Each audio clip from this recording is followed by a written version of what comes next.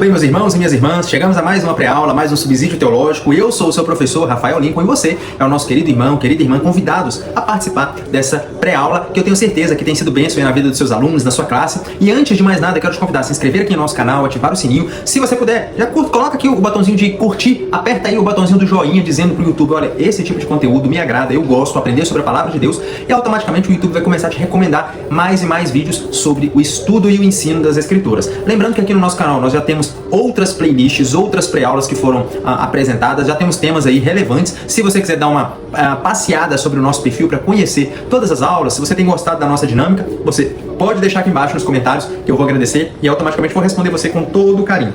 Nós estamos falando sobre a segunda lição de 2026, nós estamos na segundo trimestre de 2026, né? Essa é a segunda lição de 2026, falando sobre homens dos quais o mundo não era digno, o legado de Abraão, Isaac e Jacó. Semana passada nós falamos sobre as promessas, o chamado, o propósito, mudanças de nome, e hoje nós vamos falar sobre um tema um pouquinho contraditório, se é que eu posso dizer assim, e vocês vão entender por quê mais à frente, que é o tema, a lição de número 5, o juízo contra Sodoma e Gomorra.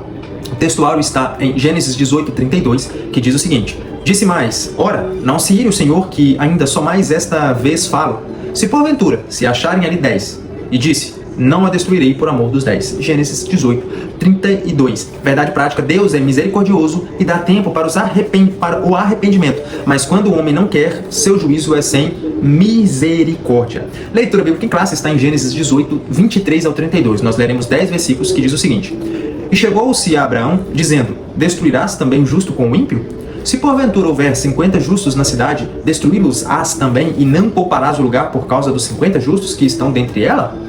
Longe de ti que faças tal coisa, que mates o justo com o ímpio, que o justo seja como o ímpio, longe de ti seja. Não faria justiça o juiz de toda a terra? Então disse o Senhor, se eu em Sodoma achar 50 justos dentro da cidade, pouparei todo lugar por amor deles. E respondeu Abraão, dizendo, eis que agora me atrevi a falar ao Senhor, ainda que sou pó e cinza. Se porventura faltarem de 50 justos 5, destruirás por aqueles 5 toda a cidade? E disse, não a destruirei, se eu achar ali 45. E continuou ainda a falar-lhe e disse, se porventura acharem ali 40. E disse, não farei por amor aos 40. Disse mais, ora, se não se ire o Senhor, se eu ainda falar. Se porventura se acharem ali 30. E disse, não faria por amor dos 30. E disse, eis que agora me atrevi a falar ao Senhor, se porventura se acharem ali 20. E disse, não a destruirei por amor dos 20. Disse mais, ora, não se ire o Senhor, que ainda só mais esta vez fala. Se porventura se acharem ali 10. E disse, não a destruirei por amor dos 10. Meus irmãos, nessa lição nós aprenderemos sobre o ministério da intercessão. Inclusive, o ministério da intercessão, ou o dom da intercessão, é um dom bíblico que está lá em Romanos capítulo 12. Por que eu falo isso? Porque é muito comum as pessoas acharem que dons espirituais são só os descritos lá em 1 Coríntios 12, as 3 classes, 3 grupos de 3 dons em cada uma delas, né? O dom de falar em línguas, o dom de mistério, o dom de ciência, o dom de interpretação, o dom de cura, o dom de fé e tudo. Mas dom de interpretação de espíritos, discernimento de espíritos. Mas não são só esses dons. Então por isso que eu estou falando, o ministério da intercessão, ou o dom da intercessão, ele é, como o próprio nome diz, é um dom. Não são todos que têm essa habilidade ou essa facilidade, mas nós vamos aprender que é possível nós intercedermos pelo nosso próximo. Nessa lição, a lição de número 5, nós vamos falar sobre algo feliz, algo bom, que é o nascimento do filho da promessa, né? O filho do riso, que é Isaac, mas também falaremos sobre algo triste, que é a destruição de um povo, a destruição de um aglomerado de cidades, né? Porque é muito falado sobre Sodoma e Gomorra, mas Sodoma e Gomorra eram os principais, né? Eram as cidades maiores, havia ali vilarejos menores ao redor que também foram destruídos. Nós vamos falar sobre a iminente destruição de Sodoma e Gomorra e aprenderemos com Abraão a como ter um coração intercessor. Então vamos lá. Ponto de número 1. Os anjos visitam Abraão. Abraão recebe a visita dos anjos do Senhor. Aqui é mais uma contextualização para a gente começar a entrar mesmo no evento que estava ocorrendo. Lembrando, meus irmãos, que nas lições passadas nós falamos, né, do chamado de Abraão, nós falamos das promessas que Deus havia feito para Abraão, que se passaram 24 anos, né, de 75 anos até 99 anos, a promessa ainda não havia sido cumprida, apesar de Abraão já ter sido pai, filho de Agar com Abraão, Ismael, tinha 13 anos na ocasião, mas aqui Abraão, com 99 anos, ele recebe a visita de 3 personagens, 2 anjos e uma pessoa misteriosa, que a Bíblia escreve como o anjo do Senhor, e essa pessoa, nós sabemos, né, quando a gente conhece a Bíblia, a gente sabe que dentro da teologia sistemática existe uma matéria chamada cristologia, e dentro da cristologia, que é a matéria, o estudo sobre Cristo, nós temos uma matéria ou um tema chamado cristofania ou teofania. O que é isso, irmão? Eu nunca ouvi falar esse nome, não tem problema. Aqui a gente vai tentar desmistificar para vocês esses termos teológicos difíceis, mas o termo teofania ou cristofania é uma manifestação de Deus, no caso da teofania, né, que é Deus, teo, e fania, manifestação, e o cristofania, o Cristo, Christus, nosso Senhor Jesus, e fania, manifestação. Então seria uma manifestação de Cristo no Antigo Testamento, que tem vários eventos, vários episódios, onde a pessoa de Jesus ela é manifestada a essas pessoas ainda no Antigo Testamento. Irmão Rafael, por que você está falando isso? Não é o foco da lição. Nós tivemos aqui uma lição sobre a Santíssima Trindade, falamos muito sobre isso, sobre a questão de teofania, cristofania, sobre a questão de antropomorfismo, antropopatismo. Recomendo, clica aqui na lição, no ícone da playlist, no nosso canal, e você vai encontrar ali uma playlist chamada Santíssima Trindade. Recomendo que você assista para você entender. Mas resumidamente aqui, era a pessoa de Jesus no Antigo Testamento manifestada, conversando com Abraão. Obviamente, não é o foco dessa lição explicar como que você sabe que é a pessoa de Jesus Cristo, mas tenha certeza que era uma cristofania ali nessa visita. 2 anjos e o próprio Senhor Jesus. A Bíblia vai descrever que no aquecer do dia, esses anjos, né, Abraão avistou de longe 3 homens, 3 figuras vindo em sua direção. A Bíblia descreve que ele vai lá, se prostra diante desses homens e os recebe, manda preparar ali um alimento para ele. Por quê? Porque biblicamente, meus irmãos, para nós entendermos os contextos da Bíblia, para nós entendermos passagens da Bíblia, livros da Bíblia, situações da Bíblia, nós precisamos ter um conhecimento mínimo sobre a cultura bíblica, a cultura do povo, a cultura, a mentalidade das pessoas daquele período. E era uma prática comum de que a Bíblia usar essa palavra, né, no aquecer do dia, significa que era por volta de meio-dia, que é quando o sol da manhã, ele ainda, digamos assim, né, o termo brasileiro, ele está aquecendo, ele está acordando, e de meio-dia para frente é que o sol está escaldante, né, no meio do céu, digamos assim, né, e bem quente, por isso que a Bíblia fala no aquecer do dia. Era esse horário, né, por volta das 12 horas. E era muito comum, nesse momento, os peregrinos, os viajantes não andarem. Por quê? Porque se era uma hora escaldante, eles tinham que almoçar e depois fazer o que é chamado aqui no Brasil de hora de boia, né, a hora do descanso. Mas nessa ocasião, Abraão, ele ergue os seus olhos e vê ao longe 3 pessoas. 3 figuras, que ao invés de estarem fazendo ali o seu descanso, o seu almoço, o seu repouso, eles estavam caminhando. Abraão vai, se prostra diante desses homens, né, que isso era um gesto de hospitalidade, ela ia falar como que é o nome, né? É um gesto de hospitalidade naquele período. Obviamente hoje a gente não age assim, de dobrar, de se prostrar, mas era um gesto de hospitalidade, generosidade. E esses homens, eles vêm para conversar com Abraão. Só que até esse momento Abraão não sabia. Ele recebe esses 3 homens como se fossem figuras normais, como se fossem viajantes, peregrinando por aquela região. E aí Abraão recebe esses 3 homens, vai até Sara, fala com ela para fazer um bolo de cevada, ele mesmo vai lá tirar o leite, e aí ele volta e começa a conversar com esses varões. E aí nós temos no ponto de número 1, né, que já é exatamente essa introdução. Cadê? Deixa eu pegar aqui. No ponto de número 1 já é exatamente sobre isso, que é Abraão recebe a visita dos anjos do Senhor. E aí no ponto 2, a hospitalidade de Abraão. É muito comum, como eu falei, né, a pessoa que está recepcionando uma visita, ela tratar bem essa pessoa, ela recepcionar bem essa pessoa. E era uma prática comum nos tempos bíblicos, a hospitalidade. A pessoa recebia dentro da sua tenda, ou recebia ali no seu ajuntamento de pessoas aquela visita, e a visita era bem tratada, recebia ela de uma forma muito bem recepcionada.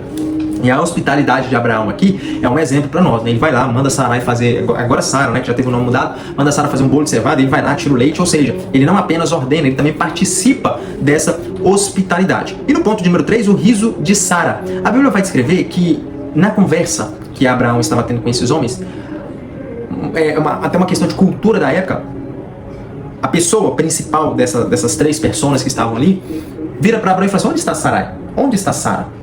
E por que eu falei que era uma questão cultural? É muito comum nos tempos bíblicos, inclusive recomendo um livro muito bom, Usos e Costumes dos Tempos Bíblicos. É um livro da CPAD, tem imagens, é muito bom. Depois eu vou trazer ele aqui para os irmãos, para as irmãs verem. Deixa eu até ver se está aqui. Minha esposa fez uma organização na biblioteca. Deixa eu ver se ele está fácil aqui.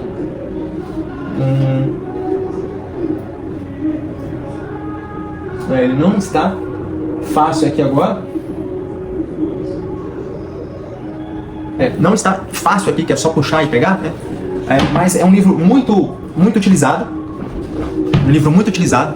E é uma referência grande para que nós entendamos a cultura do povo no tempo bíblico. E era comum, quando chegassem visitas que não fossem da família do que está recebendo, né? Não é uma parte da família que está ali, era muito comum as mulheres se afastarem, as mulheres ficarem ocultas, e aí só o homem ou os varões ali daquele grupo, daquela tenda, conversavam.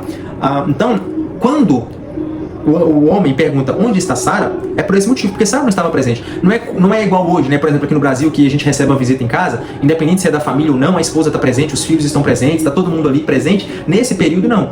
Inclusive, até um tempo atrás, aqui no Brasil mesmo, nas famílias mais tradicionais, né? Uns 30, 50 anos atrás, principalmente para esse povo da roça, era muito comum de que quando você recebia uma visita, que não era um familiar, um parente seu, o homem ia, conversava e tudo, e a esposa ficava, né, no quarto com os filhos ou na sala, em algum lugar mais isolado, longe ali, porque a gente não sabe quem era que recebia.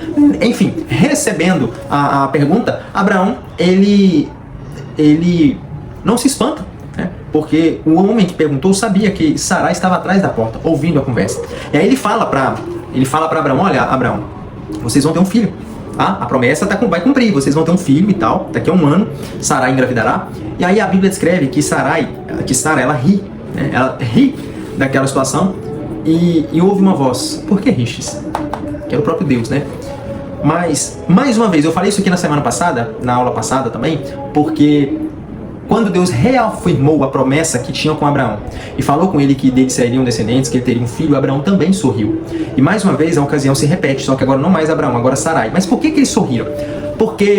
Não porque não confiavam em Deus, não porque tinham uma semente da dúvida, não porque eles não estavam alicerçados na promessa, nada disso. Simplesmente porque nós estamos falando de duas pessoas idosas. Simplesmente porque nós estamos falando de um homem de 99 anos e uma mulher de 89 anos. Irmãos e minhas irmãs, não eram diferentes de hoje, não. A única diferença era a longevidade automaticamente, por conta da alimentação, por conta do clima, né? Por conta de toda a estrutura alimentar e do próprio sistema, digamos assim, né? Sistema de nuvens, de posicionamento do sol, não tinha muita poluição, tudo isso fazia com que as pessoas vivessem muito mais, não tinha muitas doenças como nós temos hoje, por isso as pessoas viviam mais, mas eram 89 anos como se fosse 99 anos hoje, digamos assim, obviamente, né? Naquele tempo um homem com 99 anos, ele não era o mesmo homem de 99 anos hoje, que muitas das vezes ele não anda mais, ele está na cadeira de rodas ou acamado, está enfermo mesmo, eram pessoas mais ativas. É muito comum ainda hoje você chegar na roça e você vê ali senhora e senhor de 80, 90 anos capinando, cortando mata dentro ali, cortar banana, plantar milho, continua a vida normal. Por quê?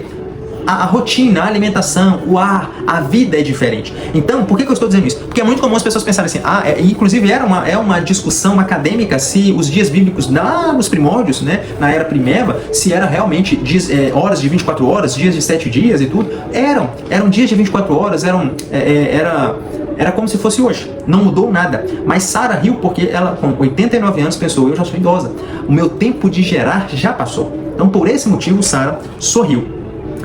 Ponto de número 2, Deus anuncia seus planos a Abraão. É muito comum, nós temos aqui um primeiro ponto, né, que é o anúncio da destruição. Tem um salmo, que é o salmo de número 125, salmo de número... Deixa eu achar aqui, salmo de número 25. 125 não, 25. Eu fiz algumas anotações. Mais uma vez, tá, meus irmãos, minhas irmãs? Se vocês têm curtido aqui as nossas aulas, as nossas pré-aulas, deixa aí o seu curtir, curta o vídeo, compartilhe aí com mais e mais irmãos e irmãs, para que a palavra de Deus ela possa alcançar novos lares, novos corações, e que Deus possa abençoar ainda mais pessoas, mais famílias nessa terra. Vai que você é uma das pessoas que pode ser um canal de bênção, um catalisador de bênção na vida de alguém, na família de alguém. Então, o Salmo de número 25, versículo de número 14, vamos ver se é esse Salmo. Salmo de número 25, versículo de número 14, diz o seguinte: a intimidade do Senhor é para os que o temem, aos quais Ele revelará os segredos da tua aliança. Então, quando a pessoa de Cristo ela está ali conversando com Abraão, após ele fazer a promessa, reafirmar a promessa que dentro de um ano Abraão receberia um filho, né? Sarai ou Sara daria à luz a um filho, ele começa a tratar com Abraão sobre o anúncio de destruição de Sodoma e Gomorra. Tudo isso por quê? Porque aquele povo era mau. A Bíblia descreve aquele povo como mau. Lá em Gênesis 13 vai falar sobre isso. Nós até comentamos sobre isso. Chegou um determinado momento que o próprio Deus tinha dito para Abraão: sai de tua terra, do meio de tua parentela. Só que Abraão, por algum motivo que a Bíblia não menciona, ele leva Ló com ele, um dos seus sobrinhos, filho de seu irmão. E chega um momento que Abraão ele é tão abençoado, que Ló também estava sendo tão abençoado, que os pastores dos seus rebanhos, né, tanto o rebanho, os pastores de Abraão quanto os pastores dos rebanhos de Ló, eles começaram a brigar porque a terra já era pequena para tanto animal. E aí nessa ocasião, Abraão chega para Ló e fala assim: olha Ló, vamos fazer o seguinte, escolhe para onde você quer ir. Se você for para a direita, eu vou para a esquerda, se você for para cima, eu vou para baixo e tal. E Ló, ele olha para as campinas ali do Jordão, ele vê tudo bonitinho, tudo regado, cidade, tecnologia, coisas boas, e ele fala: eu quero ir para aquele lado. Abraão deu a oportunidade de Ló escolher o caminho que queria seguir. E Ló escolheu o caminho das cidades de Sodoma e Gomorra. Se eu não me engano, era chamado as Campinas de Zoar. Se eu não me engano, é isso mesmo. Está no texto de Gênesis 13. E aí, Abraão, ele vai para outro lado, enquanto Ló vai para a cidade de Sodoma e Gomorra. Só que a Bíblia vai descrever que a cidade de Sodoma e Gomorra era uma cidade onde os homens eram maus. E eles não eram apenas maus, mas eles eram grandes pecadores contra o Senhor. Então, quando Jesus, ou quando essa pessoa anuncia a destruição de Sodoma e Gomorra, era por conta desse motivo. Por conta que, se eu não me engano, Gênesis 16:15 fala sobre isso. Sobre a taça daquela cidade já ter se enchido, a medida da ira de Deus naquela cidade já se encheu a ponto de transbordar, e Deus já iria ativar ou aplicar o seu castigo. A linguagem bíblica, meus irmãos e minhas irmãs, inclusive no livro de Apocalipse, né, as taças da ira do Senhor, é como se... Imagina o seguinte, a gente tem um copo, vamos pegar aqui a minha garrafinha de água de exemplo. Vamos supor que a gente tem aqui, ela está aqui de água. E quando chega aqui, significa que se ela transbordar, alguma coisa vai acontecer. A linguagem bíblica para explicar sobre a penalidade ou a aplicação da ira de Deus é essa. Que Deus ele vai sendo misericordioso, paciente, vai subindo, as pessoas vão pecando, as pessoas vão sendo más, vão sendo corruptas, vão adorando, prostituindo, fazendo um monte de coisa, vai subindo. Quando chega aqui e não tem mais para onde subir, é onde a misericórdia de Deus ela chega no seu limite, digamos assim, né? Obviamente as misericórdias de Deus elas são infinitas, não existe um limite, mas eu quero dizer que é onde a justiça de Deus ela vai entrar em ação, porque ele deu oportunidade, daqui até aqui ele deu oportunidades de mudança, de arrependimento, de metanoia, de transformação, de arrependimento e nada de perdão, de graça e misericórdia, nada. Chegou aqui, a ira de Deus ela é aplicada. É o caso que aconteceu com a cidade de Sodoma e Gomorra. Ponto de número 2, o pecado leva à destruição, que é exatamente o que nós estamos falando, sobre essa questão do pecado, né? Eram homens maus e o pecado desses homens eram tão grandes que o pecado deles era diretamente contra o Senhor. A Bíblia descreve que Jesus ele envia esses dois anjos, enquanto ele está ali com Abraão, ele envia esses dois anjos para poder ir aplicar, né, a justiça, e chega lá na cidade, eles são recebidos por Ló. Ló recebe esses homens, assim como recebeu Abraão, né, o recepciona com hospitalidade, leva eles para dentro de casa, só que a maldade do coração dos homens sodomitas era tão grande que esses homens queriam que Ló entregasse esses dois varões para que eles tivessem relações. E nós estamos falando aqui de relações homossexuais, que é um pecado contra o Senhor, que é uma afronta contra Deus. A ponto do próprio Ló, ao invés de entregar os dois visitantes, ele queria entregar suas próprias filhas. E talvez você pense assim, como assim, irmão Rafael? O pai entregar suas próprias filhas em prol de duas pessoas que ele não conhecia? Cultura, meus irmãos, cultura. Não é comum, não é prática humana brasileira de fazermos isso. Talvez não no nosso tempo, talvez não nesse século XXI, mas nesse período era muito comum. A hospitalidade ela era levada muito a sério, a hospitalidade ela era algo muito importante, a ponto de que, se uma pessoa viesse a ter qualquer tipo de problema sobre a sua hospitalidade, você era o acusado sobre aquilo, recairia sobre você a condenação sobre aquilo, porque era a sua responsabilidade cuidar daquela pessoa. Então assim, não adentrando muito dentro dessas culturas, dentro dessas pormenores do texto, mas a ideia era exatamente essa. Eram homens que o pecado era tão grande contra o Senhor que acabou levando-os à destruição. Não se engane, por isso que eu falei, né, sobre a contradição no início, porque existem pessoas que acreditam que a história de Sodoma e Gomorra é apenas uma lenda, é apenas um mito, é apenas uma fábula para poder enganar, para poder colocar medo nas pessoas, porque da cidade de Sodoma e Gomorra, a prática homossexual acabou se tornando, acabou se cunhando o termo sodomitas. E por causa desse termo de sodomitas, nós vemos que a cidade foi destruída. E hoje não é diferente. O pecado que foi a causa da destruição de Sodoma e Gomorra continua sendo a causa da destruição da minha vida, da sua vida. O pecado ele é uma afronta contra Deus. O pecado ele é uma blasfêmia contra Deus. O pecado é uma forma de você dizer para Deus o seguinte: olha, não faz sentido nenhum, não tem relevância nenhuma, Senhor, para mim. Isso aqui que é bom. É isso aqui que eu quero para minha vida. É isso aqui que eu quero carregar, amar, sabe? Porque a palavra de Deus ela nos ensina que nós precisamos amar a Deus acima de todas as coisas e odiar aquilo que Deus não ama, porque Deus ele é santo. E aqui no caso de Abraão, Ló, nessa situação de Sodoma e Gomorra, os seus moradores, os seus habitantes, eles eram tão pecadores a ponto da taça da ira de Deus está transbordando. E aí entra o nosso grande Abraão como intercessor, porque Abraão ele vê uma brecha, uma oportunidade de começar a interceder a Deus pelaquela cidade ou por aquela cidade, a ponto de, como eu posso dizer, colocar Deus como... é como se Abraão estivesse querendo fazer Deus pensar. Olha o que ele fala para Deus. Vamos fazer a leitura, que vamos voltar na leitura bíblica em classe. Ele faz assim, se porventura, destruirás também o justo com o ímpio? Olha as perguntas que Abraão faz para Deus. Destruirás o justo com o ímpio? Obviamente, meus irmãos, Abraão não estava se contradizendo e querendo impedir que Deus destruísse a cidade. Pelo contrário, Abraão estava simplesmente tentando interceder por aquelas pessoas que eram pecadoras contumazes contra Deus, eram grandes pecadoras contra Deus. Então ele fala, destruirás também o justo com o ímpio? Ele fala, destruí-los também e não pouparás o lugar por causa de 50 justos que estão dentre eles? Longe de ti que faças tal, que mates o justo com o ímpio, que o justo seja como o ímpio, longe de ti seja. Não faria justiça o juiz de toda a terra? Abraão ele começa a interceder a Deus de forma genuína. Ele começa a pensar, tá, mas não tem problema se eu destruir, mas se tiver pessoas justas lá, será que elas vão ser contadas também como transgressoras? Eram pessoas justas. Então são questionamentos que Abraão começa a fazer a Deus que muitas das vezes nós não levamos em consideração.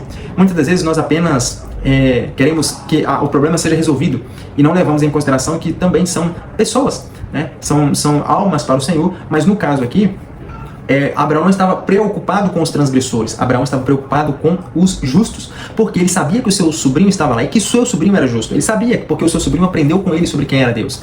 Então, no fim de tudo, Abraão ele está intercedendo não para que Deus não destrua a cidade de Sodoma e Gomorra, não para que Deus não condene o pecado da cidade de Sodoma e Gomorra, mas o que ele está fazendo é o seguinte: olha, Senhor, se tiver pessoas justas lá, o Senhor pouparia essas pessoas? É esse o levantamento. A destruição, a consequência pelo pecado é um fato. Não tem como nós nos livrarmos, porque isso não cabe a nós. Mas a intercessão por aqueles que são justos, que você sabe que são justos, essa intercessão ela é plausível, ela é cabível dentro da ocasião. E se nós formos levarmos em consideração Ló, sua esposa, suas duas filhas. Então, 4 pessoas. Dessas 4 pessoas, as suas 2 filhas teriam, digamos assim, 2 genros. Então seria o genro de uma filha e o genro de outra filha. 6 pessoas. E aí, automaticamente, se esses genros também tivessem sido, digamos assim, crido no Deus de Ló, no Deus que Ló aprendeu junto com Abraão, ele teria levado os seus familiares, seu pai, sua mãe, talvez seus irmãos. Então, quando Abraão finaliza em 10, ele pensou o seguinte: cara, 50 eu acho que é muito. 45, 30, 20, 10. Não, acho que 10 não é possível que 10 não tenha. Não tinha. Tinha só Ló, sua mulher e suas 2 filhas. Foram as 4 almas que saíram da ocasião ali da destruição de Sodoma e Gomorra. Lembrando que na ocasião da destruição pelo dilúvio, 8 pessoas foram salvas. Aqui na destruição de Sodoma e Gomorra, 4 pessoas foram salvas e uma delas ainda no segundo tempo, no 45 do segundo tempo, nos momentos finais, ainda se perdeu, se entregou. Então a intercessão ela tem o seu ponto nesse momento, onde Abraão ele intercede pelos justos daquela cidade. Ponto de número 3. A destruição de Sodoma e Gomorra. Deus é um fogo consumidor. Lembra que eu falei da contradição? Infelizmente, nos dias em que nós vivemos, muitas pessoas acreditam que essa história de Sodoma e Gomorra foi apenas uma historinha para poder colocar medo nas pessoas. E uma forma também de condenar, né, a prática homossexual, ou como é chamada hoje, que hoje já não tem mais um termo, hoje já tem uma sigla, uma assinatura criptografada, digamos assim. Mas o caso de Sodoma e Gomorra é para mostrar que Deus não é apenas amor, Deus não é apenas alegria, Deus não é apenas bondade, Deus não é apenas misericordioso. Deus também é justiça, Deus também é um fogo consumidor, Deus também aplica as consequências dos nossos atos, ele aplica isso na nossa vida. E o texto de Hebreus 12, ele vai nos falar exatamente isso, que Deus ele é um fogo consumidor. Ele olhou para a cidade de Sodoma e Gomorra e viu que aquelas pessoas eram más, que eles eram grandes pecadores contra a pessoa de Deus, e por conta disso, o amor dele já não estava mais sendo mencionado, já não estava mais sendo demonstrado, vivido, e aí o nome de Deus, quando ele é extraído de uma sociedade, quando já não tem mais a Bíblia como referência, Deus como seu Salvador, Deus como seu Pai, Jesus como seu Salvador, o Espírito como nosso amigo, meus amigos, minhas irmãs, essa sociedade, essa cidade, esse reino, essa nação, esse império, ele tem a grande possibilidade de conhecer o Deus que é fogo consumidor. Ponto de número 2, vai falar sobre uma catástrofe sem igual. Nós não sabemos quantas pessoas haviam dentro da cidade de Sodoma e Gomorra, dentro das outras cidades circunvizinhas. Mas nós sabemos que todas as pessoas vieram a óbito. Todas as pessoas foram consumidas pela destruição. Restando apenas 4 pessoas que conseguiram sair a tempo, mais 3 que realmente sobreviveram a essa catástrofe. O ponto de número 3 fala exatamente sobre isso, sobre transformado em uma estátua de sal. Essa história de Sodoma e Gomorra é tão considerada por algumas pessoas como uma fábula, como uma historinha para botar medo, que eles colocam que é impossível uma mulher se transformar em uma estátua de sal. Existem inúmeras, digamos assim, pontos de vista. Por exemplo, eu vi um documentário mesmo, dizendo que a estátua de sal, a qual a mulher de Ló se transformou, foi uma montanha de sal que tem ali na região, próxima da cidade de Sodoma e Gomorra, onde eles acham que é a localização que foi o local da cidade de Sodoma e Gomorra. Então lá tem algumas montanhas de sal, e por causa disso, nesse documentário mostra como se fosse uma montanha, né, que ela tem meio que um formato, ela lembra assim de longe o formato de uma mulher. Então eles colocam como se fosse uma linguagem figurada, sabe, essa situação. Mas quando nós lemos a Bíblia, nós sabemos que nessa ocasião não tinha margem para a linguagem figurada. Então a mulher de Ló, a mulher humana de Ló, ela sim se transformou em uma estátua de sal. Por que ela se transformou numa estátua de sal? Simplesmente porque olhou para trás? Não, não é simplesmente porque ela olhou para trás, porque ela simplesmente parou e virou a cabeça e viu a destruição da cidade. Não era por isso. Se nós pararmos para analisar, lembra que a cidade de Sodoma e Gomorra, ela era uma cidade, digamos assim, tecnológica, era uma cidade avançada, era uma cidade próspera, era uma cidade grande. Provavelmente Ló prosperou lá. E por causa da prosperidade de Ló, ali naquela cidade, eles adquiriram certos confortos, certos benefícios. Quando o nosso coração está tão apegado a esse mundo, ou às coisas passageiras, transitórias, efêmeras deste século, quando nós temos esse apego exagerado, exacerbado para coisas materiais, existe uma grande possibilidade de nós nos perdermos caso percamos também esses bens. É a linha de explicação, digamos assim, resumidamente, tá, meus irmãos e minhas irmãs, é a linha resumida mais aceita pelos teólogos, pelos historiadores, é de que não era por conta de um simples olhar para trás, mas por conta de um apego que no seu coração, no caso da mulher de Ló, o mais importante não era fugir apenas com sua família, era fugir com todos os seus bens, e as coisas que nós conquistamos, e as riquezas que nós estamos deixando para trás, e a nossa casa, o nosso conforto, as nossas coisas. Isso era o que estava em primeiro lugar no coração da mulher de Ló, e foi por causa disso que ela se transformou em uma mulher de sal, uma estátua de sal, não uma mulher de sal. Foi por conta disso que ela se transformou em uma estátua de sal, porque o seu coração não estava mais em Deus, nos seus princípios, não estava na sua família, não estava no conforto ou no aconchego das suas filhas, do seu marido, não estava mais alicerçada na base familiar. Porque bens a gente constrói, casa a gente constrói, dinheiro a gente reconquista, trabalha novamente, mas ao que tudo indica, o conforto que aquela mulher havia adquirido, conseguido, alcançado no decorrer do tempo em que ficou ali, ou talvez, né, as coisas que aquela cidade proporcionava, ela não encontraria em outro lugar. E no momento da destruição, o próprio Deus ele fala, ninguém olhe para trás, ninguém volte para trás. E ela simplesmente olhou. É como se fosse o mesmo exemplo de Adão e Eva. Por que Adão e Eva caiu? Foi porque comeram fruto? Não. Foi porque comeram uma pera, comeram uma maçã, se relacionaram sexualmente? Não.